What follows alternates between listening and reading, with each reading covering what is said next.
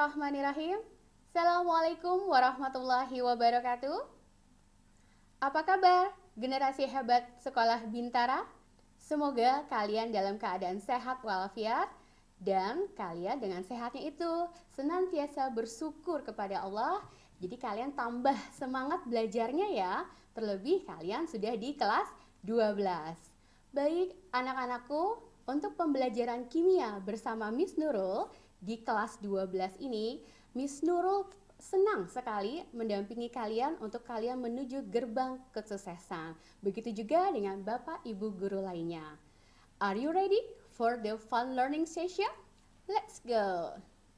Pembelajaran kimia KD 3.1 kelas 12 ini, kalian akan mempelajari mengenai sifat koligatif larutan. Adapun yang menjadi tujuan pembelajarannya adalah kalian dapat menganalisis fenomena sifat koligatif larutan yang ada dalam kehidupan sehari-hari, meliputi 1.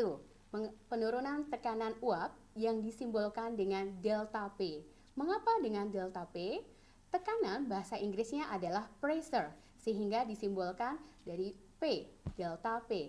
Yang kedua adalah kenaikan titik didih yang disimbolkan dengan delta TB. T dari temperaturnya, B boil dari bahasa Inggrisnya untuk titik didih.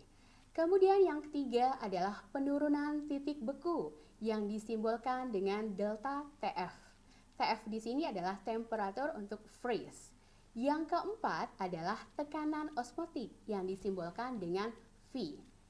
Baik, adapun sifat koligatif larutan adalah sifat larutan yang bergantung kepada banyaknya partikel zat terlarut, tidak tergantung kepada jenis dari zat terlarut. Sifat koligatif larutan meliputi dua. Yang pertama, sifat koligatif larutan elektrolit. Dan yang kedua adalah sifat koligatif larutan non-elektrolit. Apa yang membedakan di antara keduanya? Tentu dari banyaknya partikel ion. Kalau larutan elektrolit adalah larutan yang dapat menghantarkan arus listrik. Larutannya terurai menjadi ion-ionnya, sehingga partikelnya lebih banyak dibandingkan dengan larutan non-elektrolit. Karena larutan non-elektrolit tidak terurai menjadi ion-ionnya, dia tetap dalam bentuk molekul. Mari kita perhatikan untuk contoh-contoh dari penurunan tekanan uap. Dalam kehidupan sehari-hari, tentu kalian pernah menjumpai penurunan tekanan uap. Kalian tahu kalau penurunan tekanan uap itu bisa dilihat dari kolam apung, atau kalau di luar negeri sana punya daerah dengan laut mati. Kenapa orang berenang di laut mati tidak akan tenggelam? Karena di laut mati banyak mengandung zat terlarut garam yang ada di dalamnya. Garam tersebut yang mengakibatkan sukar menguap untuk air tersebut, sehingga kita bisa berenang tanpa khawatir akan tenggelam. Untuk di Indonesia, kita juga bisa merasakan tanpa pergi ke luar negeri, yaitu dengan kolam apung. Yang kedua adalah penurunan titik beku yang disimbolkan dengan delta TF. Apa contoh yang bisa kalian jumpai dalam kehidupan sehari-hari? Kalian suka es krim? Miss Nurul suka banget dengan es krim. Kalau di tahun 70 atau sekitar tahun 80 biasanya ada penjual es keliling yang memanfaatkan sifat koligatif larutan, yaitu dengan penurunan titik beku, memanfaatkan dengan menggunakan cairan pendingin.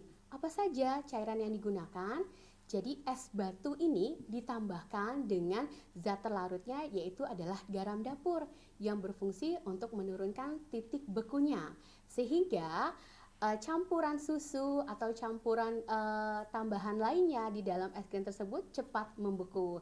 Kalian pun nantinya akan mencoba untuk membuat es krim dengan cara sederhana ini. Contoh berikutnya, pemanfaatan sifat koligatif penurunan titik beku adalah dengan penambahan etilen glikol pada kendaraan yang biasanya tinggal di daerah Eropa. Tentu kalau di daerah Eropa itu sering mereka mengalami dengan hujan salju, sehingga untuk menggunakan kendaraan tersebut supaya bisa tetap berjalan, air radiatornya ditambahkan dengan ethylene glycol. Kalian bisa perhatikan di sini apa struktur dari ethylene glycol. Berikut kita akan membahas yang ketiga, contohnya adalah dengan kalau di daerah bersalju tentunya kendaraan atau di jalanan itu penuh dengan salju yang turun sehingga kendaraan susah untuk lewat. Nah, untuk mengantisipasinya diberikanlah penambahan garam kembali pada jalanan tersebut sehingga es salju tersebut akan mencair sehingga pada mereka posisinya jalanannya bisa dilewati kembali. Untuk kenaikan titik didih yang disimbolkan dengan delta TB, kenaikan titik didih ini selisih antara titik didih larutan dengan titik didih pelarut. Kalian perhatikan pada gambar di sini, proses terjadinya kenaikan titik didih.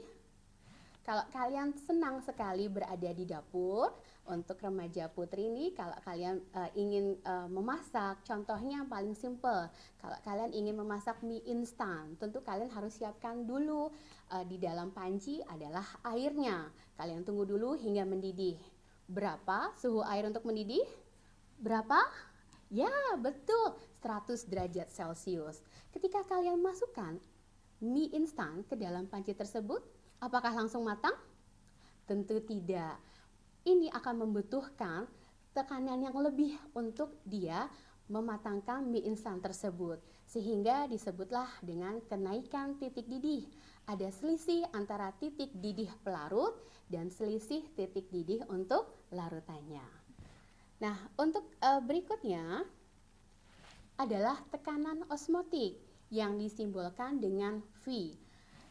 Tekanan osmotik adalah tekanan yang dibutuhkan untuk mempertahankan partikel zat pelarut agar tidak berpindah ke larutan konsentrasi yang tinggi. Contohnya dalam kehidupan sehari-hari juga sudah digunakan dalam kesehatan. Yang pertama adalah di sini adalah mesin cuci darah. Kalian perhatikan di sini? Iya. Mesin cuci darah ini digunakan oleh mereka penderita ginjal yang tidak berfungsi kembali dengan normal untuk mengeluarkan racun-racun di dalam tubuh sehingga dibantu dengan alat cuci darah atau hemodialisa.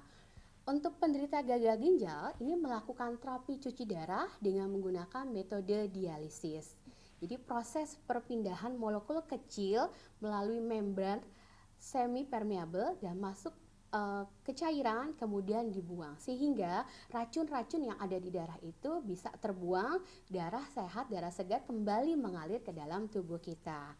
Nah, membran ini tidak dapat ditembus oleh molekul besar seperti protein sehingga akan tetap berada di aliran darah. Yang kedua adalah pengawetan makanan.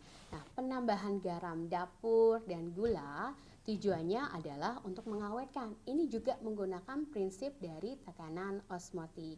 Gunanya apa sih makanan tersebut diawetkan atau minuman diawetkan? Ya tentunya untuk menghindari adanya bakteri atau mikroba yang akan tumbuh dalam proses penyimpanan makanan atau minuman tersebut.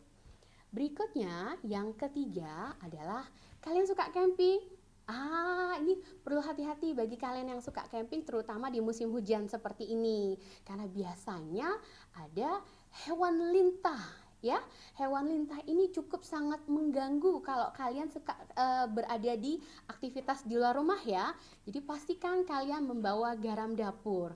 Nah, kalau kalian mentaburi garam dapur di sekeliling dari tempat kalian camping, tenda-tenda kalian, ini lintah ini akan jika terkena dengan garam dapurnya, lintah itu kan di dalam tubuhnya ada cairan ya. Cairan ini yang akan nantinya ikut larut bersama garam dapur tersebut. Kalau di tubuh tidak ada cairan tentu akan mati ya. Ini juga menggunakan prinsip tekanan osmotik. Berikutnya yang terakhir adalah penyerapan air oleh akar. Tentu tumbuhan itu bisa bertahan hidup kalau dia ada suplemen makanannya. Nah, suplemen makanan atau nutrisinya ini berasal dari air, kemudian air ini akan diserap oleh akar, kemudian akan menjalar ke batang dan ke daunnya hingga terjadilah yang namanya fotosintesis. Nah, itulah sifat koligatif dalam kehidupan sehari-hari yang bisa kalian jumpai dalam kehidupan sehari-hari. Tentu Miss Nurul berharap bahwa kalian ketika menemukan fenomena ini juga bisa langsung menghubungkan, bisa langsung menganalisis bahwa kimia itu ada dalam kehidupan sehari-hari. Baik anak-anakku, demikian pembelajaran kimia kelas 12 sifat koligatif dalam kehidupan sehari-hari. Miss Nurul berharap kalian tetap semangat belajar dan tentunya nanti kita bertemu dalam episode berikutnya. Terima kasih. Assalamualaikum warahmatullahi wabarakatuh. Salam Bintara.